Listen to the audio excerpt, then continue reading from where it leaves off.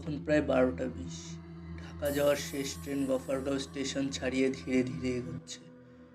ট্রেনের ভেতর যাত্রী খুবই কম। কেউ ঘুমাচ্ছে, কেউ মোবাইলে ডুবে আছে, কিন্তু চারপাশে এক অদ্ভুত নিস্তব্ধতা। শব্দগুলো কথা বলতে ভয় পাচ্ছে।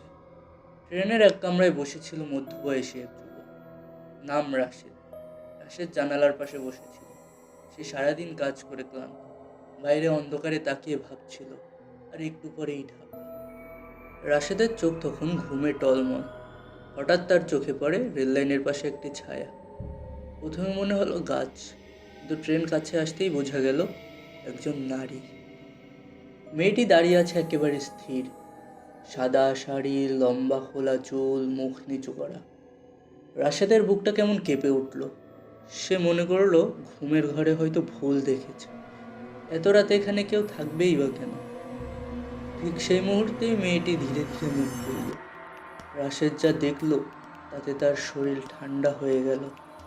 সে তাড়াতাড়ি জানলা বন্ধ করতে হাত বাড়ালো, কিন্তু ঠিক সেই মুহূর্তে সে জানলার কাছে একটা প্রতিচ্ছবি দেখল। সে ধীরে ধীরে ঘাড় ঘোরালো।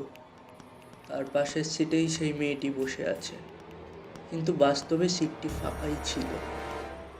বন্ধ হয়ে আসছে, হাত পা নড়ছে না। মনে হচ্ছে তার শরীর কেউ শক্ত শিকল দিয়ে বেঁধে রেখেছে। হঠাৎ সে অনুভব করলো তার কানের কাছে এক মেয়ের ফিস ফিস কণ্ঠ। কণ্ঠটা খুবই কাছে, এত কাছে যে নিঃশ্বাসের উষ্ণতা অনুভব করা যায়। রাশেদ চিৎকার করতে চাইল, কিন্তু গলা দিয়ে শব্দ বের হলো না।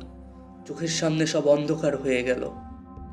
পরের স্টেশনে ট্রেন থামতেই কয়েকজন যাত্রী রাশেদকে অজ্ঞান অবস্থায় পড়ে থাকতে দেখে। স্টেশন মাস্টার আর রেল কর্মী তাকে হাসপাতালে নেয়।